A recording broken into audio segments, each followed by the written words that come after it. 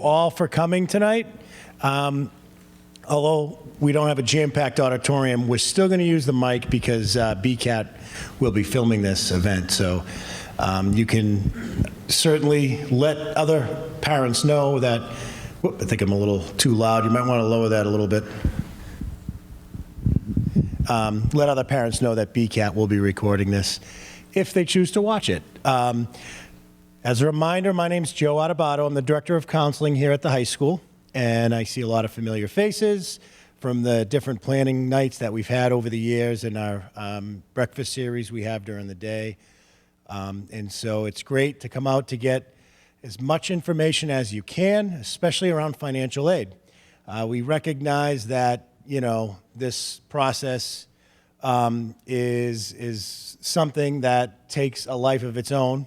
And really starts right around junior year and continues, and few seniors here, but you know, it's a time-consuming, can be stressful process. And so when we add the financial piece into the equation, that creates even more stress. So this night is hopefully going to answer some questions for you, provide some information that will help you make decisions and learn about some of the financial aid forms. But what I wanted to first just let everyone know, because we get lots of questions in our office about scholarships. So there are a variety of scholarships that are available. We do have them posted on SCORE, which is our college management software program. And so if you don't have a SCORE account, you could certainly let me know. All the seniors do have access to SCORE. It's SCOIR, SCORE, that's how it's spelled. But again, that's what we use for students to do college searches, create their college list.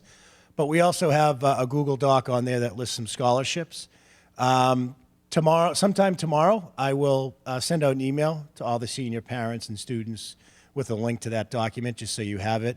There are some state and local scholarships, state and national scholarships on there. We find that those scholarships can be very cumbersome. We do have students that go through the process.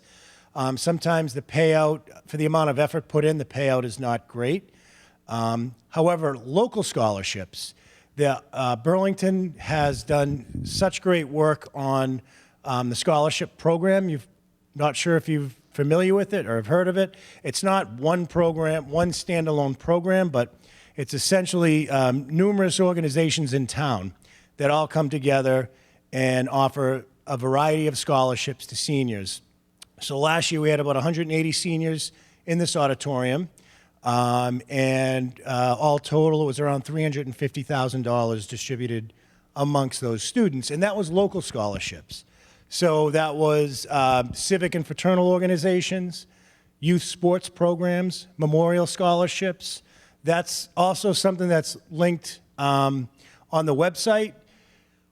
How many parents have heard of Adopt a Class or recall Adopt a Class? All right, so that's one of the scholarship programs, but that's the one where parents have contributed hours, kindergarten through 8th grade, and then the students that now have the responsibility in high school. And when I say contributed hours, they basically have volunteered their time at Adopt a Class events.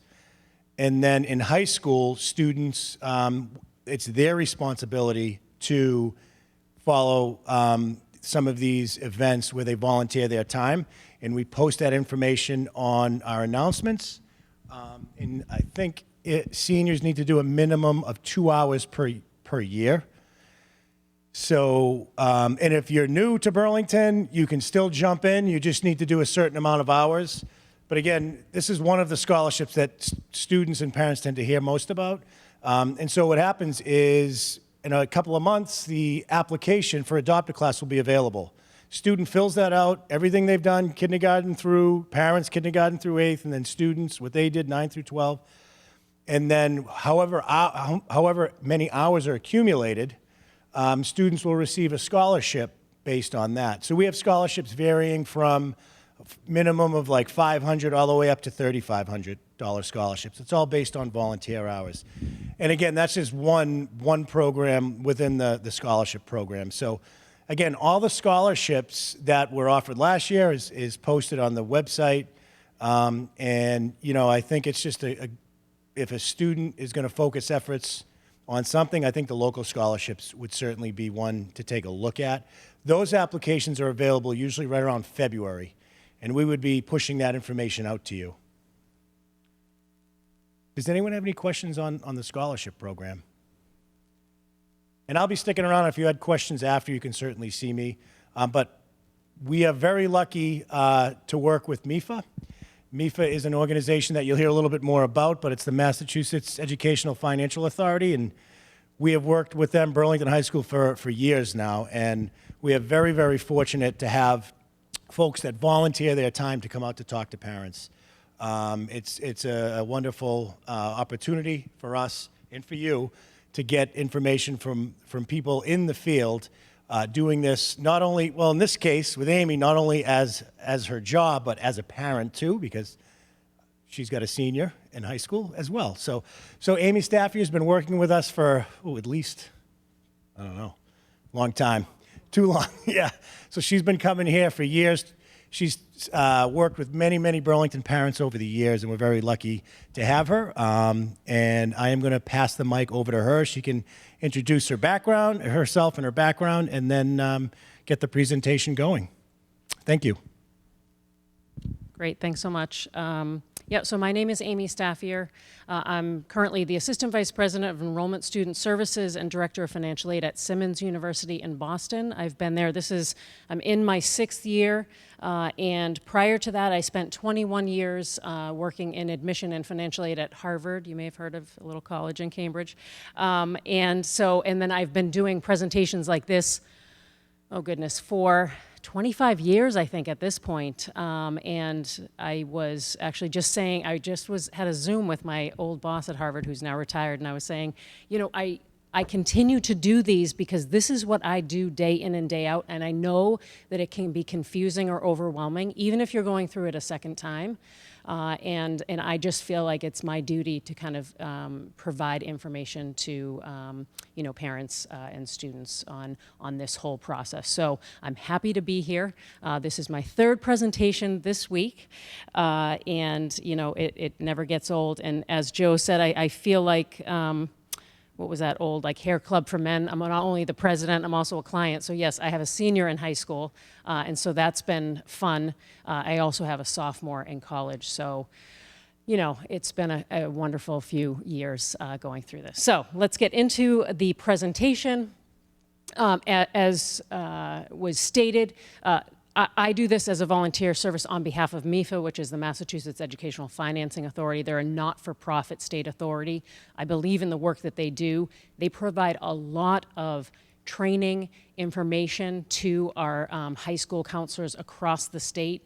They also do have the 529 plan in Massachusetts with Fidelity, as well as they also have some college financing loan options if that's of interest. But they are a wonderful advocate for families, and they provide great information, including this presentation. I'll also let you know about some other resources, like after the acceptance webinars that they have as well.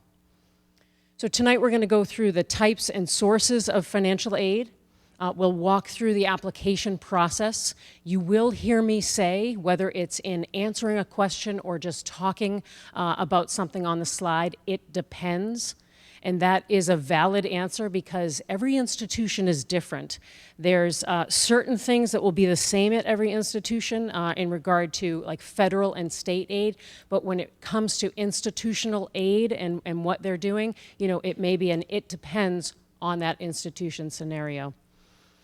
We'll talk about how financial aid decisions are made and look at some sample financial aid offers. And then at this point, when we start to talk about paying for college, that's the point where I think I've saturated you with information, but it's really just one slide, just an introduction, planting some seeds. But as I said, there is information that will be available, and we'll talk about free resources for afterwards when you're at the point that you actually have information in front of you and you're looking at some financial aid offers. So first, to talk about types and sources of financial aid. What exactly is financial aid? Just simply put, it's money to help a student and family afford and attend college. It comes in a variety of ways, and so there's kind of 3 buckets, let's call it, noted up front. So we have the scholarship and grants. That's the free money that does not need to be repaid. I'm going to skip over work study for a moment, and then we'll talk about there's student loans. That's money in a student's name that they borrow should they choose to, and then they're repaying at a later date. And then work study is one of those things that is often, in the long time that I've been working in this field, I always get questions about that, whether it's beginning the process or they've already received information and trying to understand how that works. Work study is actually a pot of money that comes from the federal government and is allocated to an institution. They'll get some sort of allocation. Every school does not get the same allocation. Here in the Northeast, any of the institutions around here, we have one benefit, which is we have this base guarantee of work study dollars just being older institutions. And then we'll get a general allocation on top of that. So for many of the older schools around here. But it does mean that potentially you could be offered, the student could be offered work study at one institution and not at another because those allocations are different. The institution will then offer those dollars to a student within a financial aid offer. The student then actually has to get a job on campus. Those dollars pay up to 75% of the student's wages. The institution is kicking in the other 25%. The student doesn't see, any difference. They're just getting a paycheck just like any other student. For some institutions, that may be the only way that a student is able to work on campus, but there are also, at many institutions, there's opportunities outside of work study to work as well. I should also note that there's a clause within regulations that we have to follow that institutions have to use at least 7% of that allocation on community service work. And students are, every institution has programs related to community service, and sometimes it's paying 100% of the students' wages. And they might be going into working with schools and doing tutoring work just because that's part of the federal requirement. I think I'm the only one of the presenters who hates having this slide right in the beginning because I have not talked about particular concepts, but they did not listen to me, so it stays here because sometimes they already start to have questions about student loans. So what I like to point out first is right here, these annual loan limits. There's so much out in the news, particularly currently, but for years prior about crippling loan debt and the what those loan burden puts on a student. I just like to point this out because on the federal student undergraduate loans, a first-year student can only borrow up to $5,500 in this loan program. It goes up to $6,500 for a second year and $7,500 for junior and senior. So if a student borrowed those maximums in undergraduate, the total is only $27,000 as a maximum, which breaks down to about a $300 monthly payment over 10 years, which is kind of a standard repayment term. So I just like to frame the conversation around these loans because there's so much that's out there. I am not advocating that every student should borrow loans or that families should borrow. I just know that I've actually had conversations when we start to talk about the difference between subsidized and unsubsidized. If a student is eligible for financial aid, for federal financial aid, and I'll walk through that formula, they're eligible for up to $3,500, $4,500, and then $5,500 of these loans to be subsidized, which means the interest is not accruing while they're enrolled in school. The government is paying that interest. So a student actually potentially could come out with, exactly what they borrowed, and it hasn't accrued any interest. I've had conversations with students who are frightened to borrow a loan. She had $1,000 that she needed to pay, and she said, well, maybe I can continue to work. I can work more hours. And she was already working a lot, trying to put it all together. And I said, you could borrow this. You could then work over the summer if you wanted to pay it back, or put something into an account. You could still go those 4 years and it has an accrued interest. So I do just like to provide that sort of level of detail so that everyone understands that.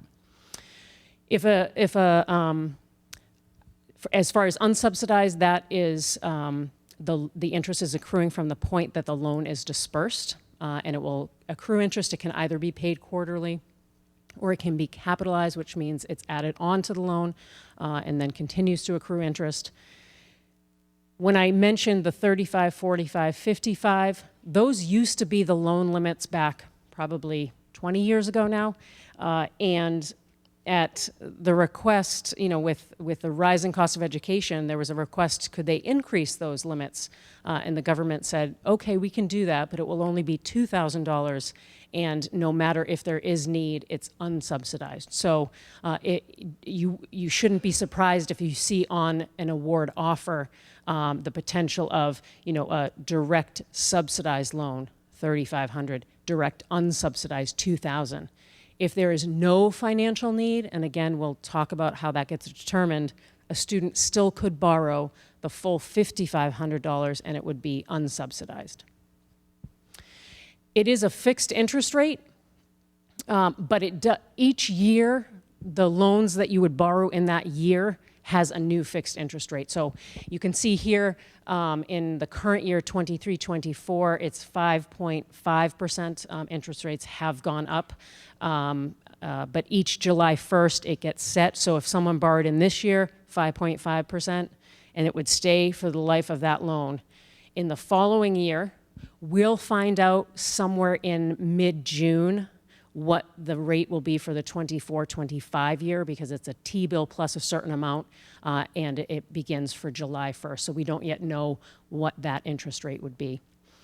If for some reason, which would be wonderful because rates had been lower than this, there is an option to do a consolidation. And so if interest rates drop, it's something that in the end you can consolidate and get a weighted average interest rate. So there are certainly options with those loans. So where does the funding come from? You can see up on the screen that there's a few different buckets. So up here on the left, we have coming from federal. There's grants. It's the Pell Grant, the federal Pell Grant. That's something that you may have heard of in the news. One great thing about the changes, which I'll talk about, that are coming for the 24-25 year is that the number of students that will be eligible for a Pell Grant is increasing. At most institutions, they're seeing anywhere from a 15 to 30% increase in the number of students that are eligible for that funding. In the past, prior to the 24-25 year, I would say that at least 80% of the students receiving a Pell Grant come from families with incomes of $50,000 or less. That number is now increasing. I don't know the exact amount, but I think it's going up to maybe 80,000 or more. So that's one good thing that's coming out of those changes. The work study comes from the federal government, as well as the loans. And then MEFA kind of includes tax incentives. I feel like I'm a purist as far as financial aid. I really see it as work study, loans, grant, scholarship. But the money that you pay towards tuition, there is a tax credit available up to $2,000. So a different type of way of thinking of financial aid. On the top right, we have Massachusetts. So Massachusetts has what's called the Mass Grant program. It's very similar to the Pell Grant, but it's a smaller amount. And I didn't note with the Pell Grant for the kind of lowest income families, the maximum Pell Grant is just over $7,300. And so when you think of, particularly when you think of like a private institution, four-year institution, that's, not the largest amount against that private cost. But when we get down to this area, That's where you start to see larger dollars coming into play that the colleges and the universities themselves are putting forward. In the state of Massachusetts, the Mass Grant, this current year, the maximum is $3,000. A student who's getting that maximum Pell and is a Massachusetts resident who's attending a Massachusetts school, whether it's public or private, would also be eligible for that Mass Grant. There's some scholarships and tuition waivers. Loans it's such a small program, I don't even like to put it out there that's really there, but it's called the Massachusetts No Interest Loan Program, which sounds wonderful because it's literally zero interest, it never accrues interest, but when I was at Harvard, we had an allocation that was about $30,000 that I was able to stretch across, Massachusetts residents. And at Simmons currently, I don't have an allocation, and since I've gotten there, I keep trying to get an allocation, but they just have such small dollars. So I wouldn't expect that you're gonna see that, but it's something that does exist, and the possibility is there. As I noted, at colleges and universities, there's grant and scholarships that are available to students. Again, with the loans, I would say that most institutions, if they have a loan program, it might be more emergency loan situations. I know that's how I use our program at Simmons. If I have a student that's kind of in a bind, they're not eligible for additional funding, and it's a small amount, maybe they're in their last year, I can kind of help them get over the line. But most institutions don't have robust loan dollars because they're really trying to always get those in the form of grant or scholarship. So when they're looking for donors, that's where they're trying to put those dollars. And then other agencies, you've already heard from the school here about those outside scholarship dollars, and I would agree. We typically, the most that we're seeing is students coming out of high school, and it's local scholarships that they're coming with, but there are national programs. There are search engines like MIFA Pathway is one, FastWeb is one. Through the College Board, there's Big Future where you can do these national searches, and similar how it was talked about that it can be a little bit overwhelming. The student fills a profile out about themselves, the search engine searches, and then communicates with the student what they're eligible to apply for. Now, if it's basic criteria like a female from Massachusetts, you're going to get a lot of emails, and I've heard that anecdotally from students that it can be a lot. So it does come down to the question of, is it worth the work? And I'm just going to couch that for the moment. And when we look at a sample financial aid offer, we can have a visual and we can answer that question and kind of see how it can be worth the work. The next two slides just go into how aid is awarded. So it's awarded in one of two ways, and not every institution uses like this merit-based awarding, and you may have an institution that's doing a combination of things, but we'll start with basing it on merit. So the student is given a scholarship for some reason, whether that's academic, athletic, the student's a super tuba player and that school needs a tuba player for their band. Whatever the reason is, it should be clearly stated on any communication the student gets about that scholarship. It might be included in the admission letter that they receive, telling them that they've been admitted and we're giving X scholarship to you. I often joke with my admission colleagues, do you think you could use any smaller font on these letters, because they like to keep it on one page, and they've come back with, can you get your letter onto one page? Absolutely not, because I like to space things out.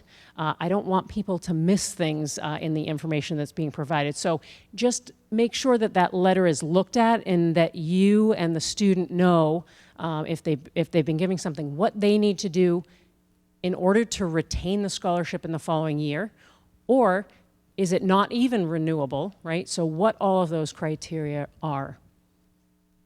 Not offered at every college, and the note right next to that about checking each college's website for details. This will be the first time I say that, but not the last.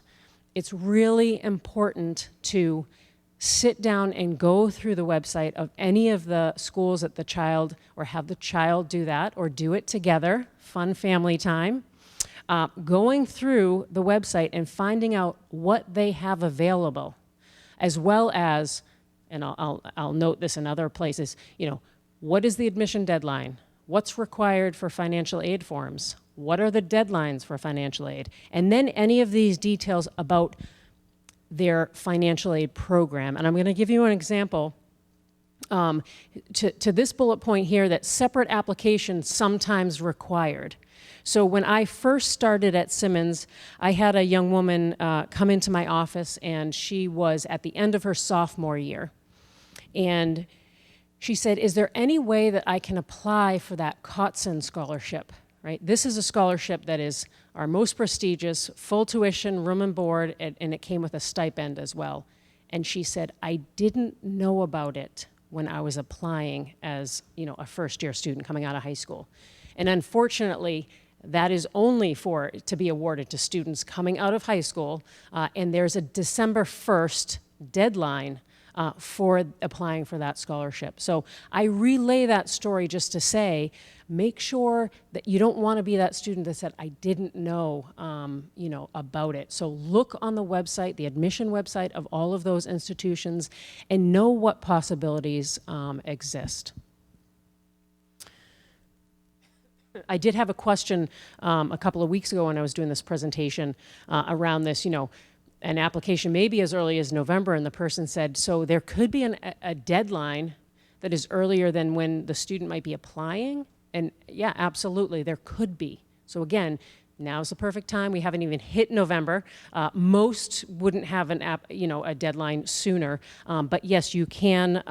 You could have an application deadline that might be sooner than when the institution's admission application is out there.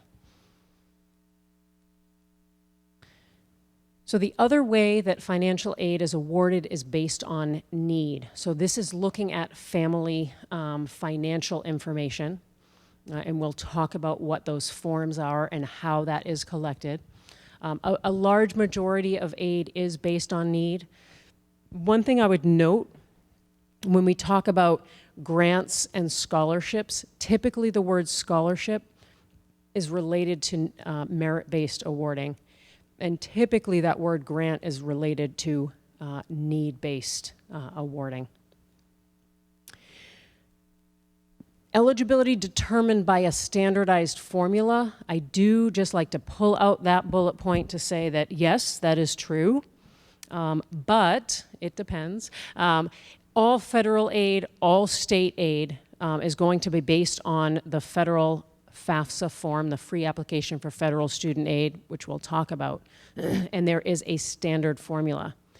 Institutions, in awarding their own dollars, some institutions use an additional form, the CSS profile form, and they may be awarding their dollars and using a slightly different formula.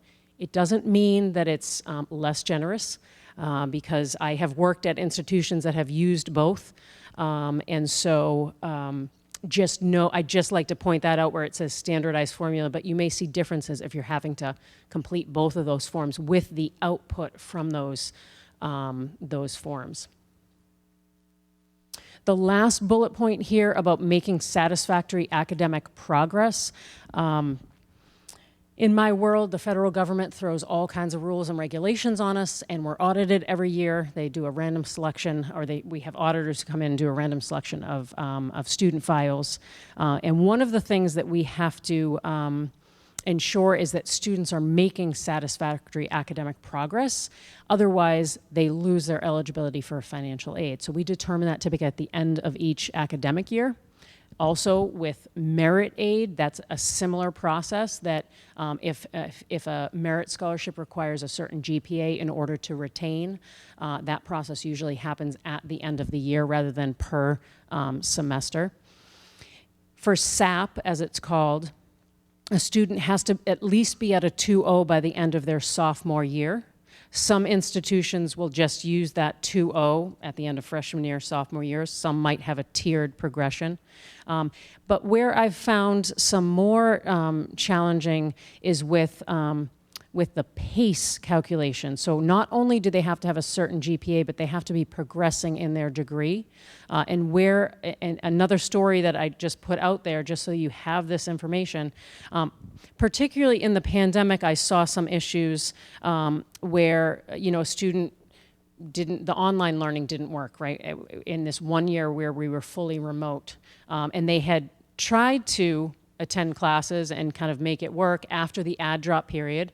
But then we're at a point where they dropped all of their classes.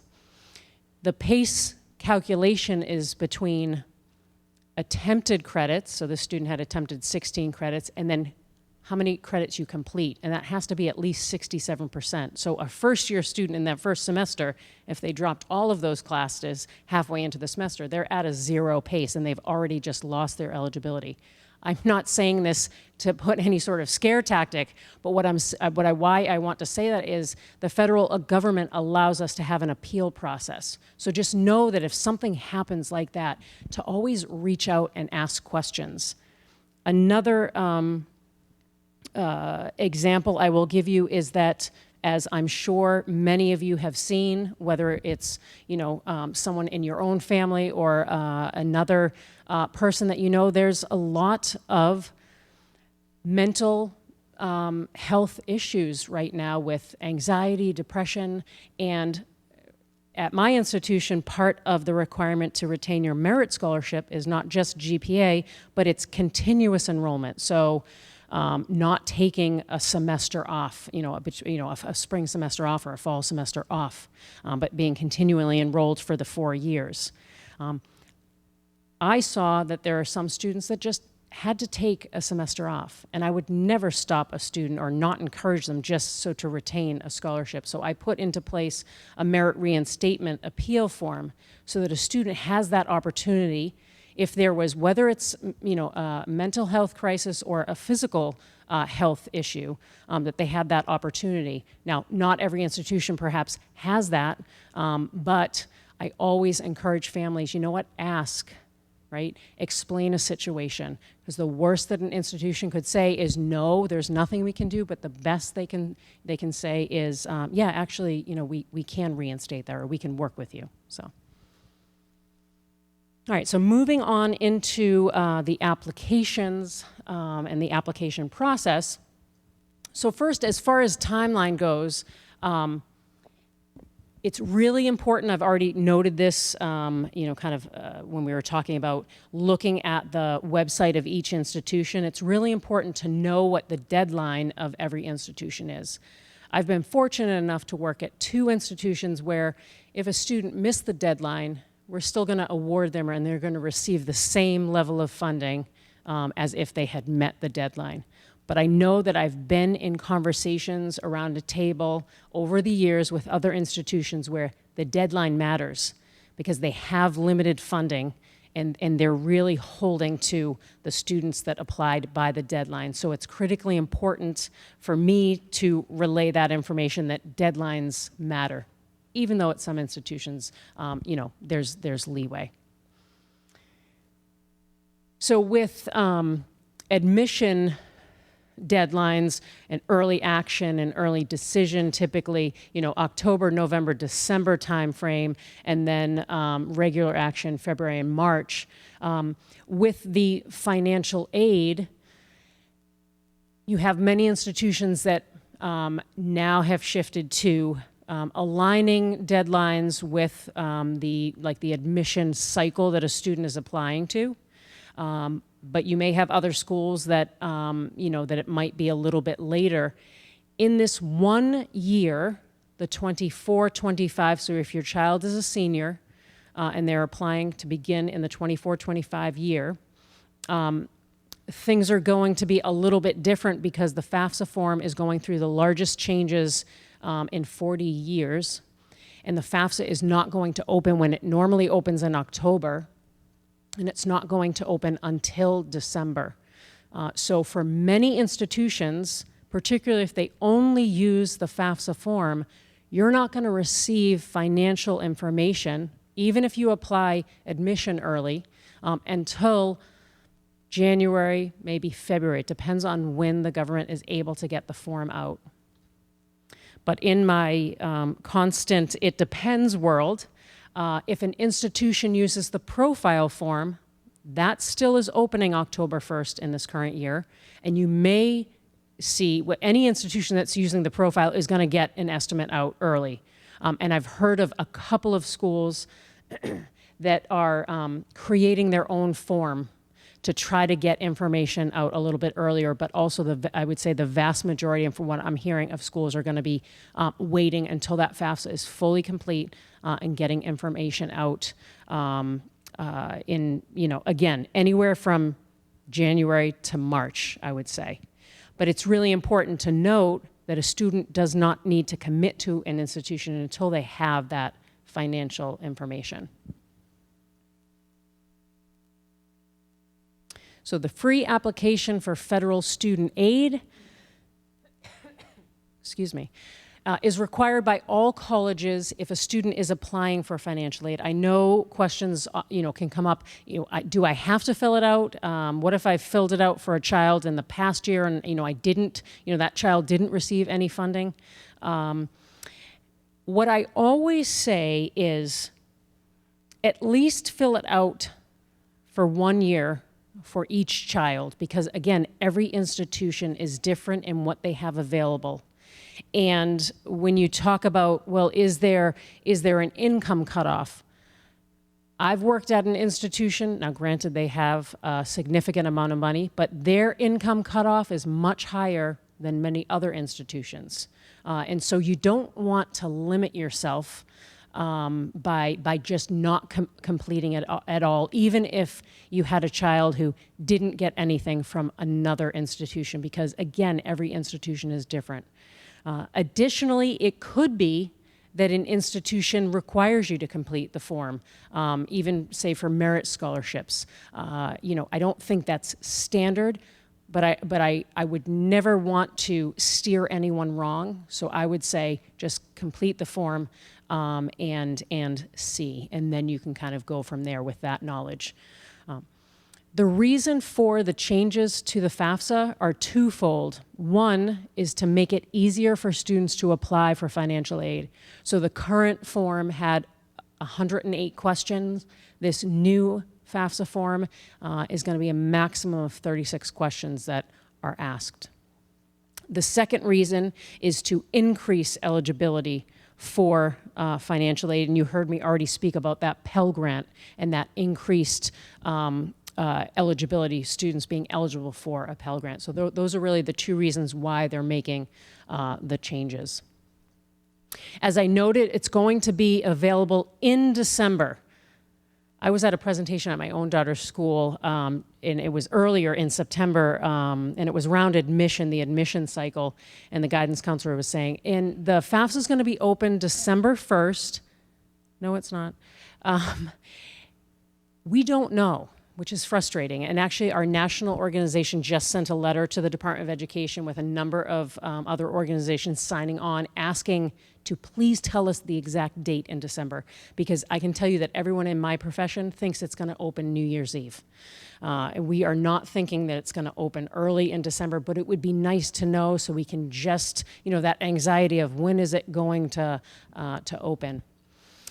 I would also just note this. I feel like I'm old enough now that, I've seen, it's kind of like when you have children and it's like, oh, put them on their stomach as a little child. Then it was like, no, put them on their back. Everything changes. It used to be that the FAFSA opened on January 1st, and you actually had to complete it using the income from the year that just ended the day before, and your deadlines were in February. It was incredibly stressful for people in our situation. Yeah, now I get to say that in a presentation. In our situation where, the child is in high school and you're trying to use estimates and estimate what your taxes are going to look like, because you usually didn't have them fully completed when you were applying. And during the Obama administration, the change that he made was It's going to open October 1st, and it uses prior year information so that you can complete it, have it done early. What I do remember, though, when that change went into existence, noting that it's a great change, it makes it easier, I said to myself and some of my colleagues, I just hope that it doesn't push the whole process, financial aid process, into the fall when students are dealing with the whole admission process. That's exactly what happened over time. My point is, we've lived through a time where there was a space between the two and receiving that information. So even though there's a little bit of a delay in getting information, if you normally had, if your child's thinking of applying early action, you might not have that financial information, but you'll get it as quickly as possible. Schools are going to do their best to be going through information as soon as they get it in and get information out to families. But we've lived through a world where that was the norm, that it didn't come in till late. Who has completed a FAFSA form before? Okay, only a few people. So for those of you who've never completed a FAFSA, you know no different, so that's wonderful. But I will just point out some of the changes, which are, they're using this word contributor. And that is that each person is a contributor to the FAFSA form. So the student's a contributor, the parent is a contributor, and in some cases it might have to be two parents getting their own login to contribute, and I'll talk through in what scenario that is. And they're really suggesting that the student initiate the application once it's out, and then they invite their contributors to come in. In the old FAFSA, in theory, a parent or a student, but we know it typically would have been a parent, they could have gone in and filled in all of the information and just had the student really sign the form. That's not how it will work now. Each contributor goes in and they're only filling out information specific to them and submitting information. This last bullet point is kind of new as well, that any incomplete FAFSA is deleted after 45 days, but no idea. I apologize. I have no idea why I had an alarm on, but I apologize. So incomplete FAFSAs are deleted after 45 days. The student is sent a reminder every 7 days. So that would be, let's say the student went in as a contributor, sent information to the parent went in, but it wasn't fully signed because it has to be signed by each person. That would be an incomplete FAFSA, so it hasn't actually been sent off to institutions. That's just something that is new for this upcoming year. So what you can do now is you can get an FSA ID. So if you have completed a FAFSA before and you have your own FSA ID as a parent, you don't need to get a new one. You can still use that FSA ID because it's specific to you. The student needs their own FSA ID, and they are saying now that in a two-parent household, both parents should get an FSA ID. If parents file their taxes married filing jointly, the reality is only one of those parents actually needs an FSA ID. But if parents are married, living together, and happen to file separately, both of them actually will need an FSA ID in order to get financial data into two institutions. It does take about 2 to 4 days for you to be able to use that FSA ID. It goes through an authentication process. So you're using it to not just log in, but it's your electronic signature. So that's why I do suggest that everyone get their FSA ID now, so that when the FAFSA does open, you can sit down and complete it and not have to wait to get that FSA ID and be able to fully submit it. So yes, in the case of parents who do not file jointly, married filing separately, each parent will need their own FSA ID, and anyone who's a parent who does not have a Social Security number, in the old world, that parent could actually, you could go through the FAFSA, everyone could go in, and the parent would put in all zeros on the section asking about the parent social security number, and then you could print a signature page. That is no longer an option, which I'm kind of upset about, because have certainly had to help many families in that scenario with the signature page, and then I could, as an administrator, keep that and upload information myself. But they are saying that a parent without an SSN can get an FSA ID, and they'll end up kind of answering knowledge-based questions pulled from credit history. We don't know what that looks like yet for those families in those situations because it has not come out yet, but they have said that it will come out by December, again with that elusive December time frame. And so we still kind of have to wait and see. So a student needs to be a U.S. citizen or permanent resident in order to be eligible for funding, but a parent does not. And so that would be a scenario where a parent may not have a social security number. So what exactly is reported on the FAFSA? Very general information, kind of student demographic information, citizenship status. This is new this year. It was actually just released, the fiscal year 24 funding bill for the state of Massachusetts, that undocumented students are now eligible for in-state tuition and state aid at the public institutions, and some small amount for private institutions. The student is going to list the colleges where they are applying, and then each one of those institutions is going to receive the FAFSA. In the prior FAFSA form, you could only put 10 institutions at a time. You can now list up to 20 institutions. I am not suggesting that students apply to 20 institutions, but if they happen to be applying for more than 10, which sometimes happens, they can put them all on in the first shot rather than having to go back and make adjustments. Who is the parent and whose information should be included on the FAFSA? Parents who are married, including same-sex parents, you're including both parents' information on the FAFSA form. All parents who live together, married or not, both of their information should be included on the FAFSA form.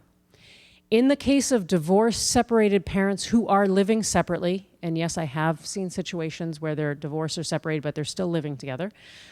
Divorced, separated, living separately, they have made a change that is the parent who provided more financial support in the last 12 months and that parent's current spouse. This has always been true, that you're to include your current spouse, but they have actually added clarifying language because it was often unclear. But it used to be that who the parent was that completes the FAFSA form is the parent that the student lived with more during the past 12 months. And so this is a change for them to say who provided more financial support in the last 12 months. I have probably done at least 8 or 9 presentations, and I've gotten some questions. How are they going to know? Are they going to know who that parent is? I have no knowledge. I've just been told through FAQs and things from the Department of Education, we're not required, unless we have, because we are bound to this conflicting information, unless we somehow have conflicting information and happen to know how we would know that, I don't know. We're not required to be, gatekeepers of who is completing that FAFSA form. But they have created a Who's My Parent wizard and that will be on the FAFSA that the student can use to determine who they are inviting as a contributor to their form. Really important to note that legal guardians are not a parent. So I've had situations, where a student is in a legal guardianship and that person is trying to put their information on, but they do not. It would just be the student information, and the student would be considered an independent student. And then these last 2 data points, you may have heard in the news about this, because rather than highlighting that there's good out of these changes with the FAFSA, they pull the this data point that number of children in college will no longer be used in determining a student's financial aid eligibility, where it used to be an adjustment kind of at the bottom line. But they will still ask about it, like how many children are in the, how many people are in the household, and then how many children are in college. So it still is a question. And then a change here, the number in household, rather than you self-reporting that, that's going to be pulled off of the tax return for the parent of record, as they're calling it. And so that will be kind of pulled off based on people that are on that tax return, the filer, as well as dependents. Now, I do know that in the case sometimes with divorced or separated, that sometimes they might bounce a child, like you get to claim them this year, you get to claim them that year. There will be an opportunity to answer if your household size has changed from your tax filing, tax return in the year in question. So you can update that information, but the initial information is just being pulled from the IRS. One thing I want to point out, and I was doing a training for new financial aid administrators yesterday at Bentley, and I said, people in my profession are probably going to hate me because I am going out here and I'm telling parents things, and not that they're going to hate me for telling you. Let me get to the point. With this number of children in college, it's not going to affect the bottom line anymore, but institutions perhaps could make an adjustment based on special circumstances that you bring forward. We are given what's called the authority to use professional judgment to change data elements, typically AGI, taxes paid, so kind of income, and adjust what a student is eligible for in financial aid. There was a question asked of the Department of Education.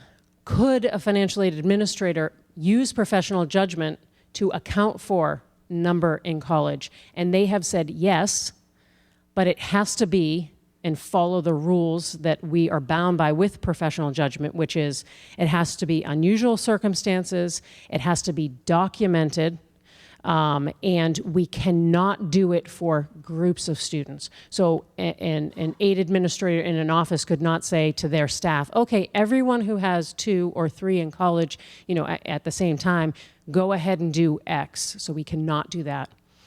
The reason why I said, people may not like me saying this is because now I'm empowering you with that information. You can ask about it. Not every institution is going to be able to make an adjustment. And so just know that I'm giving you this information, but it depends. It depends what the policies are in that institution. They're not required to make professional judgment. They're required to look at the information you provide and provide a decision, but they have their own policies. But again, I'm just giving you information as you go through the process.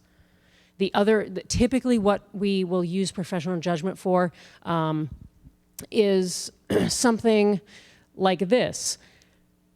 You're going to be putting 2022 income information on this FAFSA that's for the 24-25 year.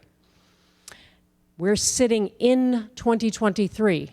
When the student is a first year in college, we're in 24, right? You financially may look very different from 2022.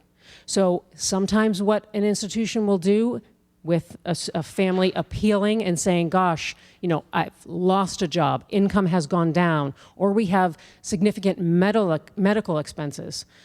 They will use professional judgment to make a change. Perhaps they use 23 income or an estimate for 24. And so that's another way, or a typical way that we have used professional judgment. No matter, you still have to complete the FAFSA form using what they're asking for, 2022 income information. Another change that's happening is that families have to give consent to pull this information. So if you've filled a FAFSA out before, you know that what we currently use is called the data retrieval tool. When you're completing the FAFSA, you actually exit out of the FAFSA into the IRS site. You put some information verifying it's you, and then it gets pulled into the FAFSA.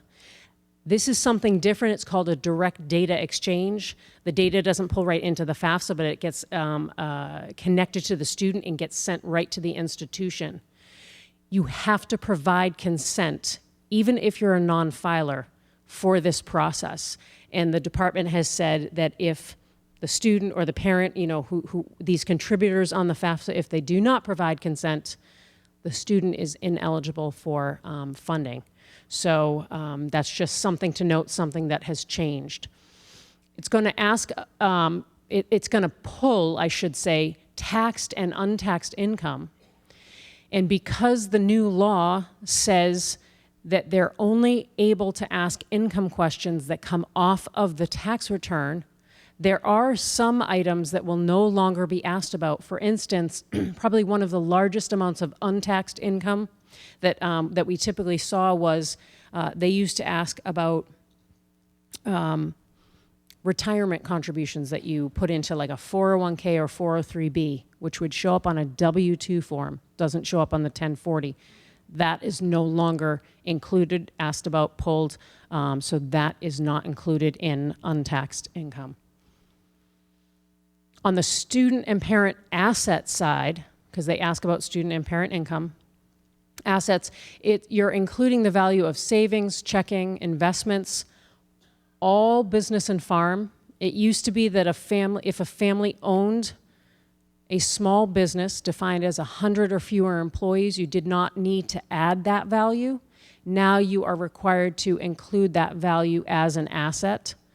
And it does end up going through a formula to be an adjusted business value. And then other property that's always been required. So if you, own a second home, that you are to put the value minus any debt you have against that property. Another change, 529 account. So if you have a college savings account, you as the parent own it, the student's the beneficiary.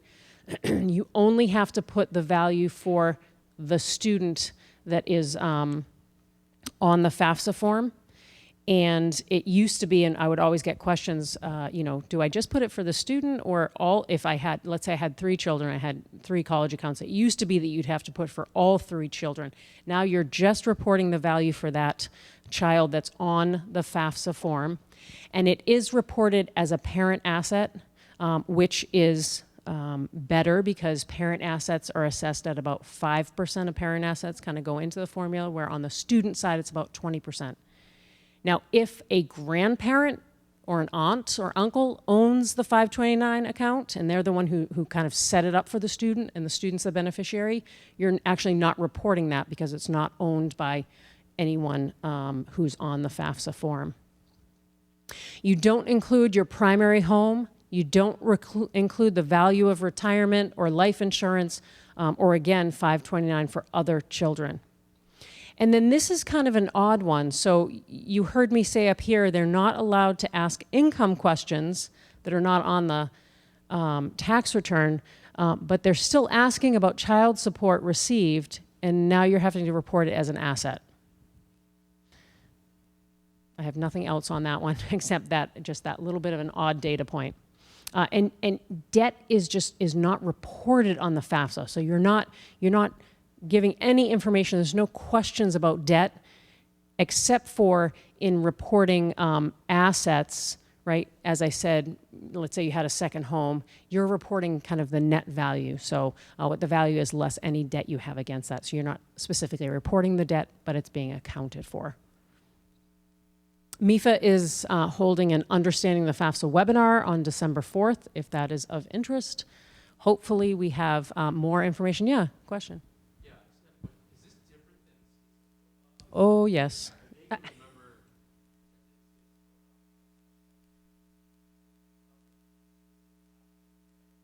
Yes, yeah. So the profile is different. I'm going to talk about that in just a second. Yep, but good memory. Good memory. here we are, the CSS profile. It is only one slide, but I will note some of those differences between the two forms. There's about 300 institutions and scholarship agencies that use the profile form. So it's not every institution that is using it. So again, really important to go to the website for each institution or promotional materials they send you and know what forms they require so that you know what you're completing. This requires a payment. It's $25 for the first school. If you're having to send to more than one school, $16 for each additional school, but you do see that there's a fee waiver. Parents who make about $100K or less are typically eligible for that fee waiver. This form is open now. It opened on October 1st. So the differences between the FAFSA and the profile, it's so funny because, you know, probably because the FAFSA form is through the government, and so they get involved, and it's all about FAFSA simplification and making it easier and all of this.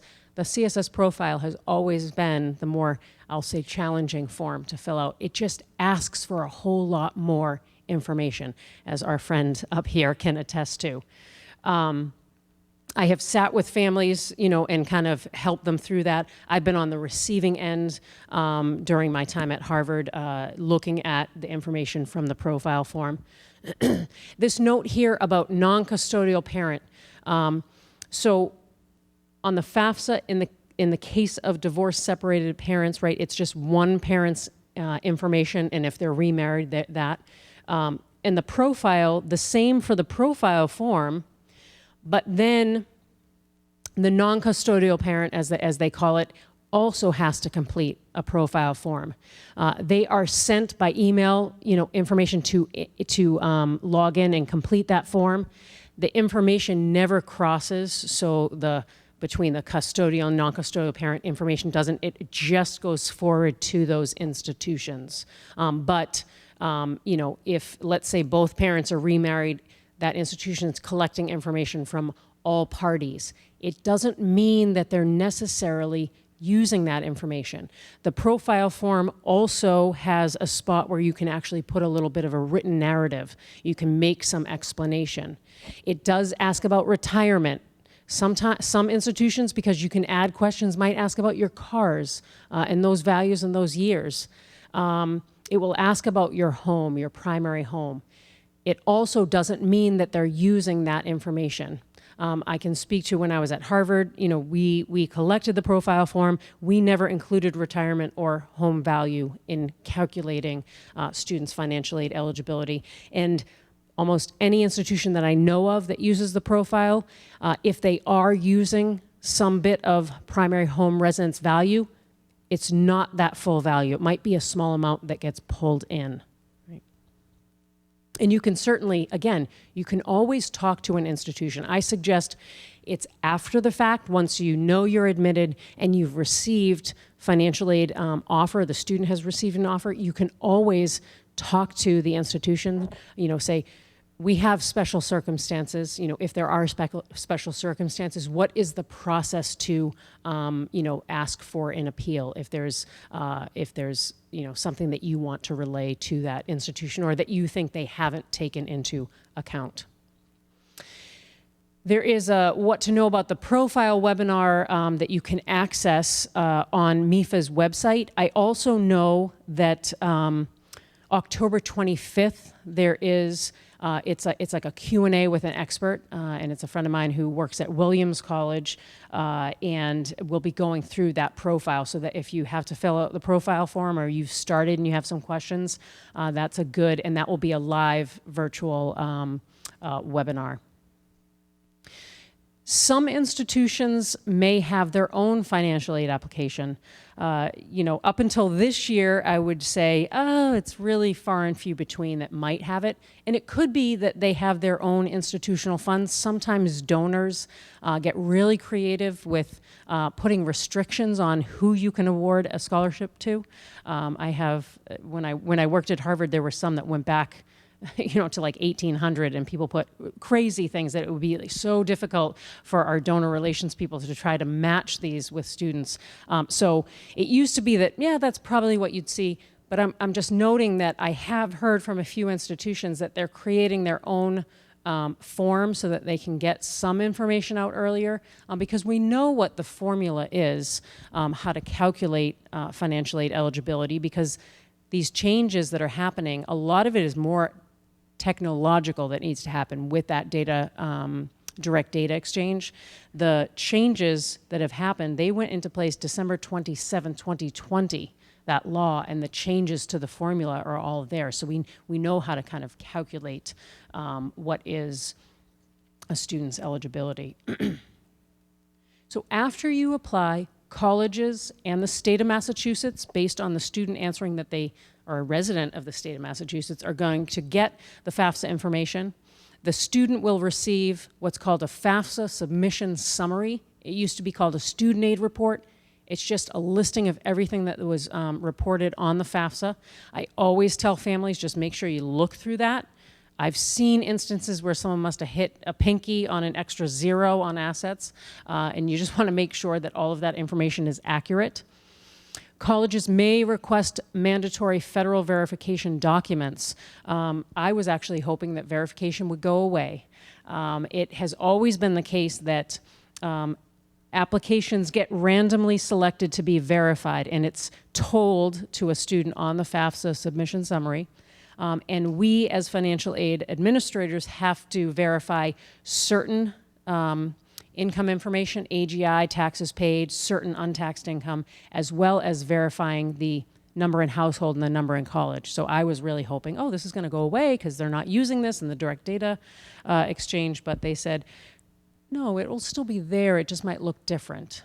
So I suspect if you somehow are unable to use the direct data exchange, or if you are updating that household size, that perhaps you might get selected for verification, the institution will tell you what you need to provide to them, even though you're alerted on the submission summary that you've been selected for verification.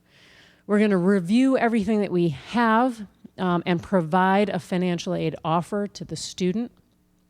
Again, as I've noted, some schools may release some estimated offers early based on the profile if they use that form. Some schools may release different types of funding in stages. So, you might hear about merit or something else, and then at a later date hear about federal and institutional need-based. Again, I can't stress enough to just review the college's website, learning about everything related to the process and about timing. And if you have any questions and it's not on that website, just give us a call. Whether it's the admission office or the financial aid office, we're happy to answer any questions. I'm going to skip over verification because I covered that. This slide, really the only thing that I kind of just point out is, asking the question about renewability criteria. With those merit scholarships, typically you're going to know that. If the school provides merit, you're going to know what the renewability is. With need-based financial aid, hopefully what the institution says is, if your income stays about the same, you should see a similar package. But it's always good to just ask the question. And then, how will private scholarships, so outside scholarships, how will those affect a student's financial aid? For most institutions that you can just kind of add those, stack them on top. But sometimes, depending on the institution, when we look at a sample financial aid award, I'll walk through that. If they're meeting full need, they might have to adjust something, so reducing a loan or work study. And then the special circumstances, I've already kind of talked about that. You just reach out to the institution and ask them what their process is. I can guarantee you that every single institution, if you're asking for an appeal, right, you have special circumstances, they're going to want a written narrative of what that is. That's something that you could start working on now. And then there certainly is going to be documentation that they're asking for. So for instance, if you said, well, 23 income is very different than 22, they are going to want to see some sort of verification of that. Maybe it's a last pay stub or something like that. And each school will have their own process, so it's important to contact each institution if you have special circumstances.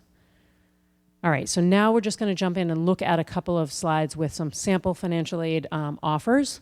First we're going to start with what the formula is and how we get to determining financial aid eligibility. The cost of attendance is billed or direct expenses, tuition fees, food and housing, and that's if the student is living on campus. That is all what you're going to receive a bill for. Institutions also include the estimates for books and supplies, transportation, and personal expenses. By including these estimates, it helps the student, the family understand, okay, what 1 year will cost with some estimates, but it also increases the student's financial aid eligibility because this is the top of the formula to determine financial aid eligibility. Student aid index. This is the output from the FAFSA form. It used to be called the expected family contribution, and that was always a term that was confusing to families. And honestly, calling it a student aid index is more accurate because it is an index that determines eligibility. I kind of talk about the formula. I'll just, in kind of high level, it takes income, both taxed and some untaxed, and then there are allowances against income for the taxes that you pay, for an allowance for maintenance of household based on household size, and a few other allowances, and then it goes into assets. There's an allowance against assets, and then when it flushes out, it's about 5% of parent assets, and it does the same on the student side, and then it combines it, and then that produces this SAI, Student Aid Index. But I would note that income weighs much more heavily than assets in the SAI calculation. We used to have a slide that would look at, changes in income, and then another slide, changes in asset, and looking at how that EFC at the time, but SAI changes. And it really just highlighted the fact that it's an income-driven formula. As I've noted since the beginning, some colleges might use an institutional formula, and that would be if they are using the CSS profile form.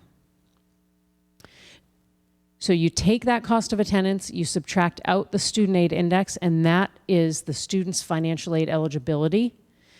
And then the institutions are going to fill in this eligibility with, any sort of federal aid, state aid.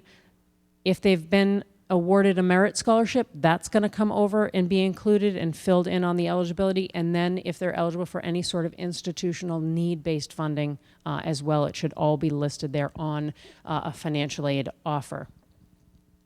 This is a note, this is very new this year. The EFC could never go below 0. The SAI now could go to negative 1,500, which would create a financial aid eligibility that actually exceeds the cost of attendance, which might make you think, a student could potentially receive funding that exceeds the cost of attendance, but they can't because the rule still exists that we have to follow, that we can't award above cost of attendance. Student can't receive funding above the cost of attendance. That would include private loans and such.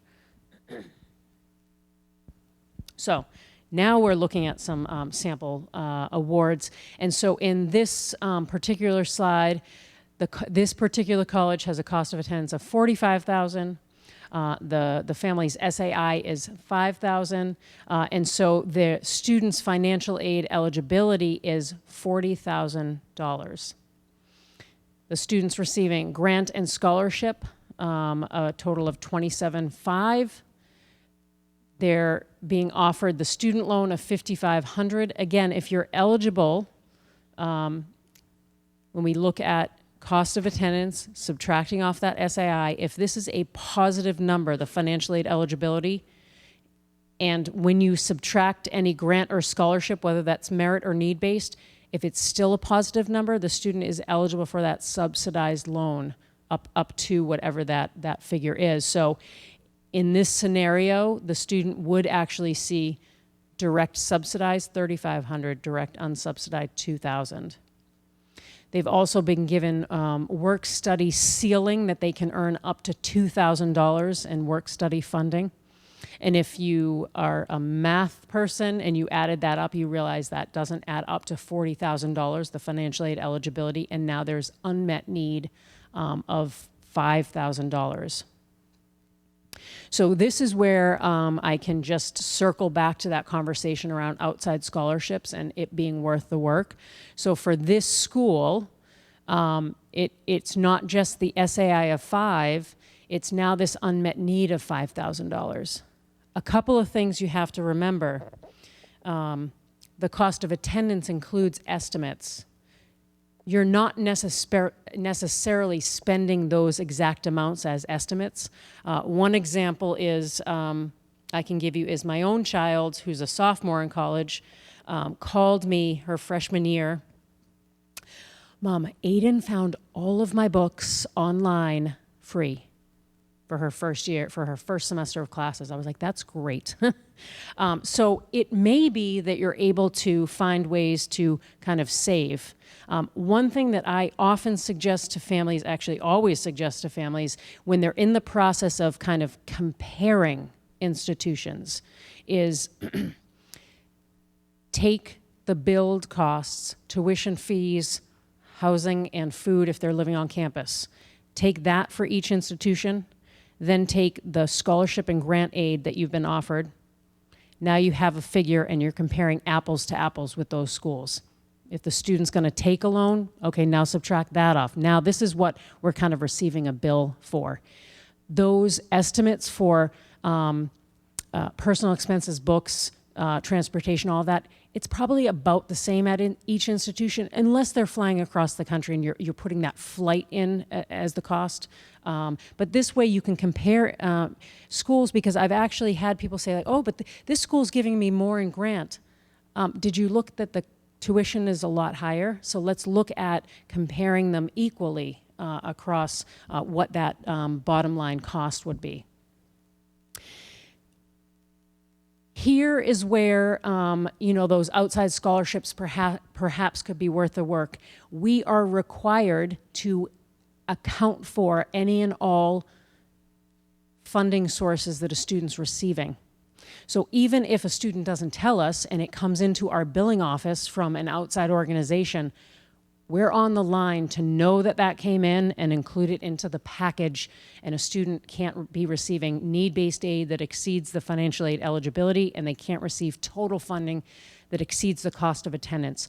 For most institutions, if you receive an outside scholarship, it's going to first go to reduce any unmet need, and then almost every institution is going to let you reduce loan and work-study funding first.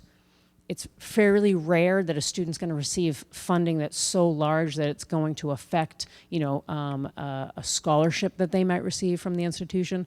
But that is a possibility if they're at a school like that meets full need and they get a large scholarship. That could happen, but we're required to make those adjustments.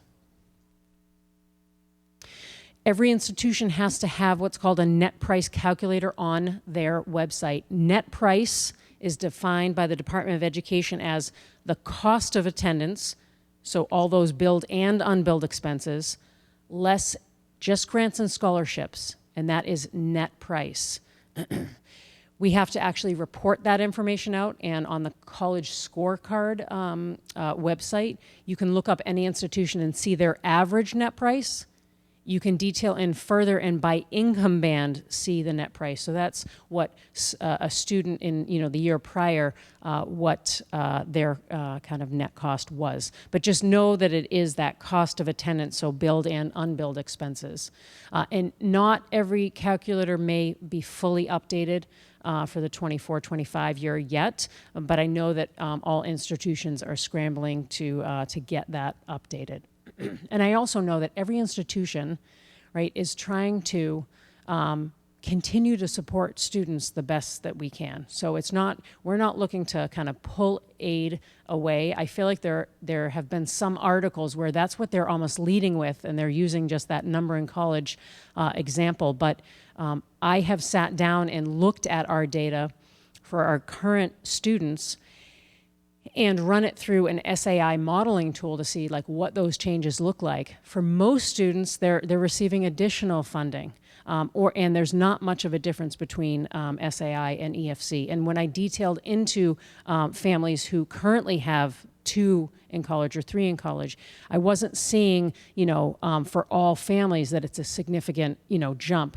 At higher incomes, maybe you're seeing an adjustment. But again, I would just encourage you to have conversations with the financial aid office.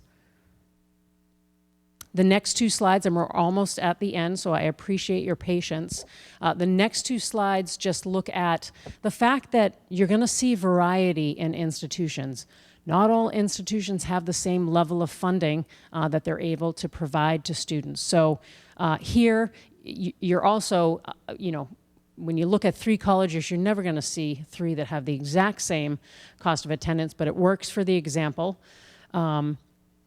But here, College A, there's a small group of institutions across the country that meet full need. So that's what you see here with this institution, where there's the kind of loans and work study, but there's a significant grant scholarship being provided. College B and College C, it could be that they just don't have, enough funding, and they have to make a decision on how they are distributing that as equitably as possible across families based on the family's need. It could be that this student actually missed a deadline, and so that is reflected in what they're receiving. So again, that importance of knowing the deadlines and meeting them. In this slide, I just like to point out, do not just look at this bottom line. One thing that has not happened, the federal government has tried to put this through, to put standardization into financial aid offers, but that does not exist. So you're going to see different letters. I actually distinctly remember sitting with a woman who worked in our mailroom at Harvard, and it was odd because I had accepted the job at Simmons, but this woman didn't know that, and I just happened to sit down with her, and she had a couple of financial aid offers, and one of them was from Simmons, and I was like, this is a horrible letter. So it was one of the first things I did 6 years ago when was change that letter, because it actually didn't have the full cost of attendance. It just had this random budget figure. So what I had to do was go to their website and figure out, okay, what's tuition, fees, room and board, right? Because again, that's how I work to say, what does this really look like? And so my point in telling you that story is, don't just look at the bottom line, look at the details in the package, and then get that further detail about cost. Here, we've got 2 institutions that put a parent loan in. Most institutions do not do this. I've seen it once or twice, and I hate that is even a thing, because it muddies the water. First of all, a parent would need to apply for this and be approved for it. And if they're going to do it, they would only ever do it with a federal loan, that a school would put this in here, and you would have options of where, if you decide you want to borrow. But it muddies the water because here, this institution isn't providing anything in grant and scholarship aid, but it makes it almost look like, oh, you're getting something significant. So hopefully none of you ever see that. All right, we just have maybe 2 slides left. I know at this point you're saturated, as I said in the beginning. It's a lot of information to take in. MIFA does that after the acceptance webinar.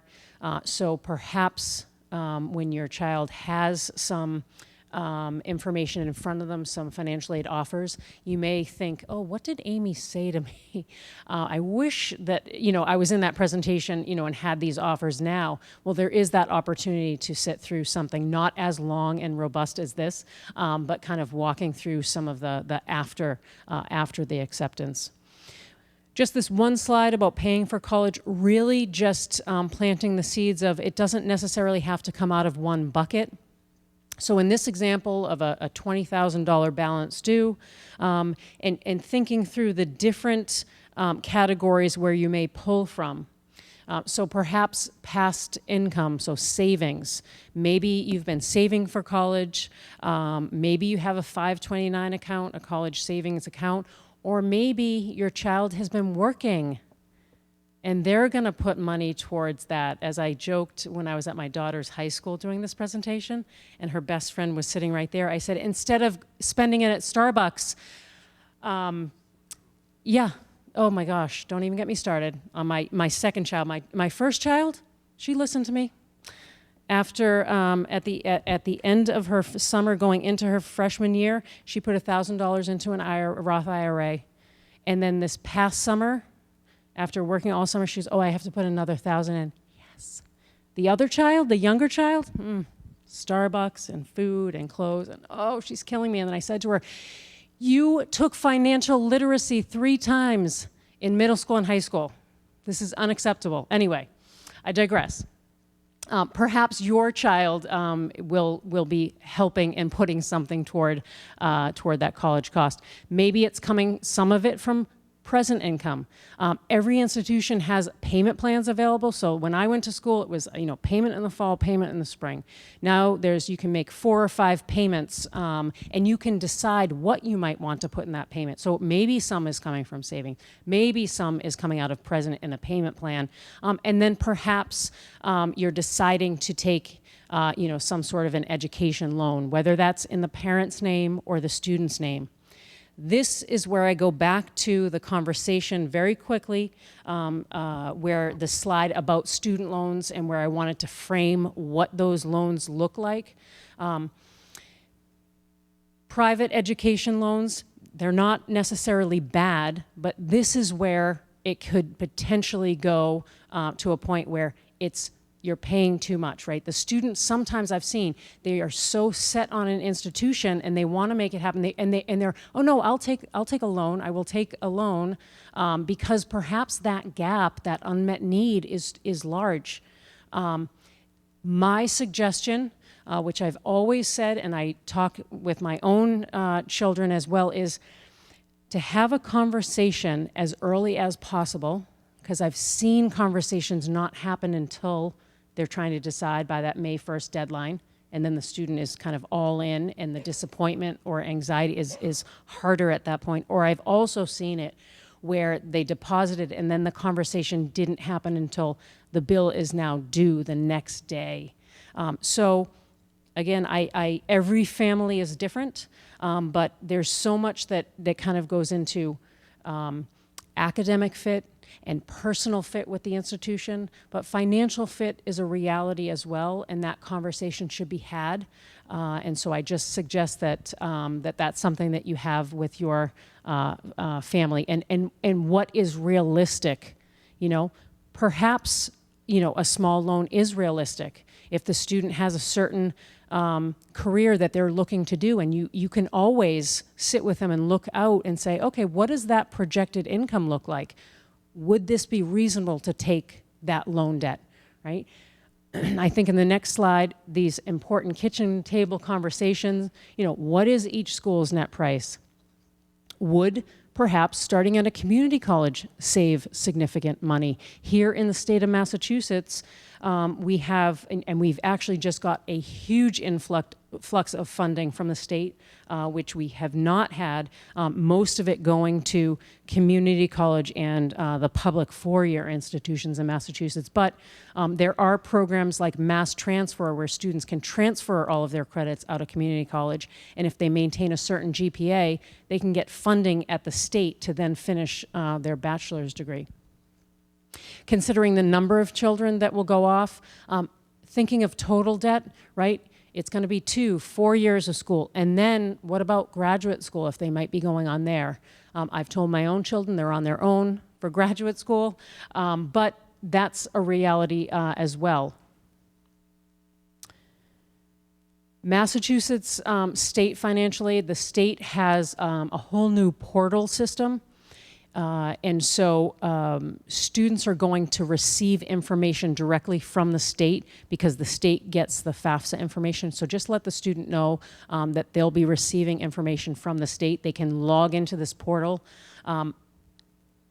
I feel like in some ways it's, you know, they're trying to make things easier, but it's, you know, you've got a portal at the high school, right, to log in and, you know, for your school information here. And now each institution, there's a portal that you're going to have to log into, the portal with the state, the FAFSA. Hopefully that doesn't confuse things, but the state has now released this new portal where they're letting students know about what they're eligible for from the state. That was just mass transfer, so I'm not going to go back into that. Free resources, FAFSA Day, Massachusetts. This is through our state financial aid organization. We have been doing this for years. We provide free assistance in completing the FAFSA. It is going to look a little bit different this year, but we will still be providing sessions to kind of help navigate through that FAFSA once it is open. Massachusetts has these educational opportunity centers. There's one in the basement of the Boston Public Library. I know there's one out in Worcester as well, but they provide free financial aid and career readiness services. And then MIFA Pathway is another resource for college and career planning.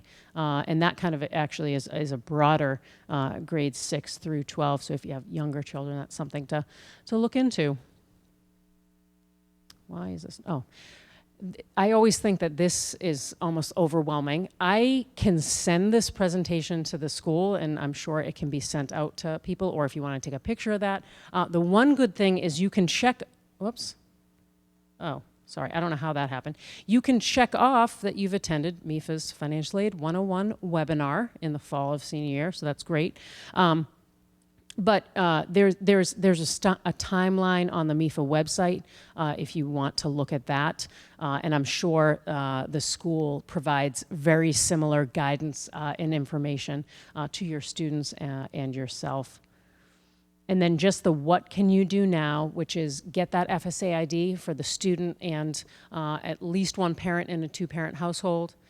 Researching those deadlines and required applications, and then looking just on the MIFA website to see if there's other webinars that you may be interested in, the profile one that I spoke about, and you can also sign up for MIFA emails. I have done that myself. It's timely information, it's reminders. They don't sell your information off to any other place, so you're not getting junk. It's really geared toward what you need to know in the college process. Are there any questions?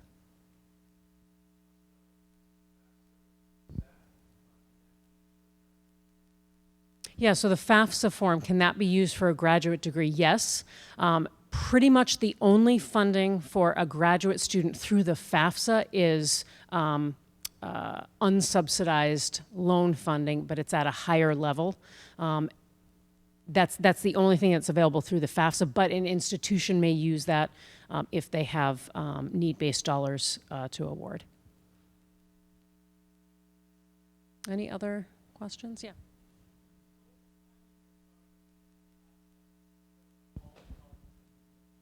Yeah, that's a great question. So let's say you don't know all the colleges. The FAFSA's opened, let's say December 5th, and you know some of the colleges.